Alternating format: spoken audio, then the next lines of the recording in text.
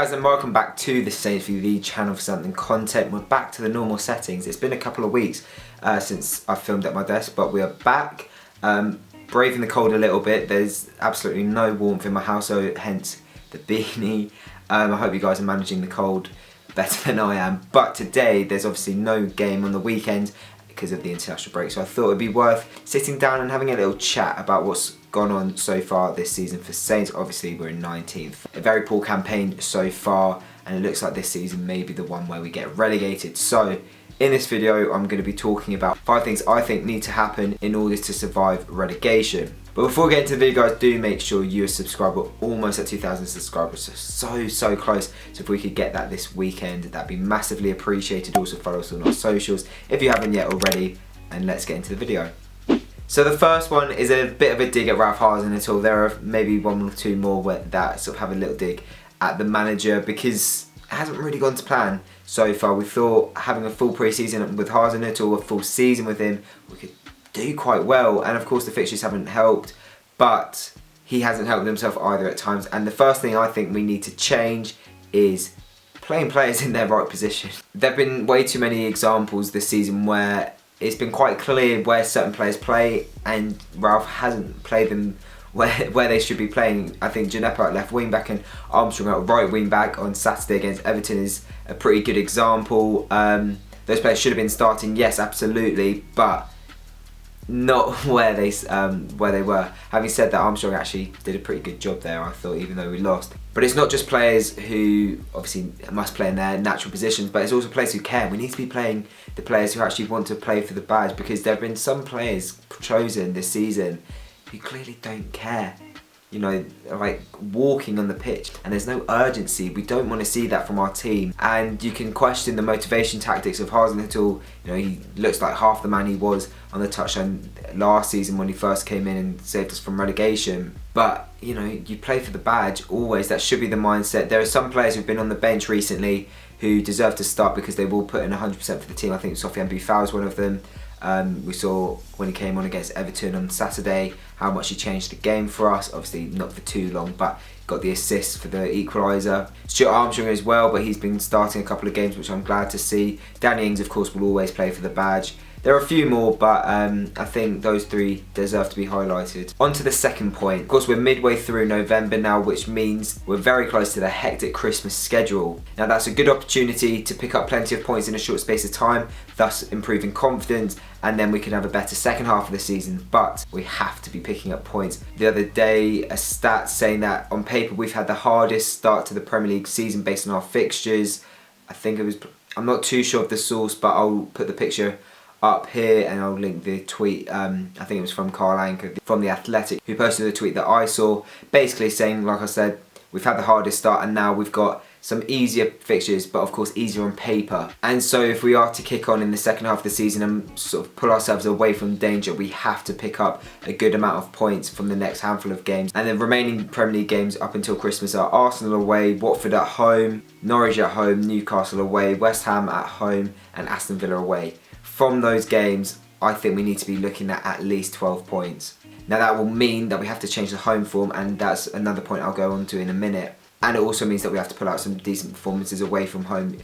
You know, we don't usually get anything at Arsenal or Newcastle. Aston Villa's home form has been good as well, so it's going to be a tough ask, but if we are to survive, we're going to have to take at least double digits in the next handful of games up until Christmas. Now on to my third point. This can't be done until, well, not for a month and a half away, but Ralph Hasenhüttl needs to be backed in January. Of course, another transfer window means that there's an opportunity to buy players, and it's very clear that we need to bring in at least one new addition, particularly in the defensive department. A new centre-back of high quality is massively needed, and you know, Hasenhüttl needs to have funds to be able to get that player. I'm sure he's been looking at certain prospects who he may put on his wish list going into the January transfer window, but Jishan Gao has come under a lot of criticism recently. He just has to back the manager. I'm expecting it to still be Hasenhüttl. I don't think they'll make a change this early in the season. I don't really think they should. That's probably an opinion for another video. But he has to get it right in the January transfer window. We have to bring in at least one, I think, centre-back, maybe a midfielder, potentially a winger. at the very least we have to bring in a high quality centre back, a new first choice, because defensively again we've just been shambolic. Now on to point 4, and this is kind of another dig at Hasenhüttl, not gonna lie, but we have to find a formation that he likes, that the team likes and performs with, and stick to it. There have been way too many times this season where we've rotated between a back 5 and a back 4, and sometimes it's made sense, you know, when we're going away or playing at home against a top 6 side, playing a back 5, it kind of makes sense. We've got to be defensive. It's negative, yes, but I guess the idea is to sort of reduce the amount of goals we concede. But sometimes we've actually played pretty well with the back 4. We played well at times with the back 5, but I think against certain teams it works, and other teams we don't want to be that negative. We want to be offensive, we want to be attacking on the front foot, and I think having the extra defender sort of hinders us away a little bit from that. You can argue that Hasenhüttl prefers the back 5 because we're obviously very poor defensively, and having an extra defender makes us that little bit less vulnerable, but we're still shipping goals. So I think we need to change something in terms of our attacking mindset and maybe stick to the back 4 against other teams, and then against the so-called top 6 or strong attacking sides, maybe we do have that extra defensive reinforcement. And sticking on to the same sort of point, substitutions, in-game formation needs to change as well. Not enough changes have been made during the games for us to change the outcome of the game. You know, plenty of times we've been losing and putting our first substitute on around the 70th, 80th minute. That has to change. We saw it against Everton. Buffal came on at half-time. Brilliant substitution, but then it was until we were 2-1 down with 10 minutes to go when we made the second and third substitutions, and those players were never going to really make an impact with 10 minutes to go. So that has to change. In-game tactics have to be better. Finally, the 5th point. Now, slightly controversial. I've talked about it in other videos before, but the fans need to get behind the team. Now, there are plenty of fans who are getting behind the team. If you look on Twitter, we're all supporting, but there have been a few spats online as well between fans, which doesn't really help. We just need to back the team. We're all here for one common goal, regardless of your political views or any other views that you may have. Everyone has the same view, that they want to support the team. They want Southampton to do the best they can. In order to do that, they need support from the fans. Now, plenty of people have been showing up to the home games, especially when we've played incredibly poorly. But I think there is a little bit of a reason. I think partially the reason why the home form is so bad is because St Mary's is now hostile. Booing backwards passes, I don't think that's acceptable. I think booing at full time, yeah, I think that is acceptable. But when a backwards pass is made, you know, a little thing like that, when we're still keeping the ball, I know it's negative football, but sometimes there isn't a forward pass. And booing just doesn't encourage the players. You know, imagine playing and you've got sort of 25, 30,000 people booing at you just because of one pass you've made. I'd be pretty scared. I'd be pretty intimidated. So that needs to change. Everyone needs to get behind the team. And if you don't want to pay to watch the team lose, then don't come. I think that's got to be the overriding view on this. Everyone who wants to support the team, go and support the team.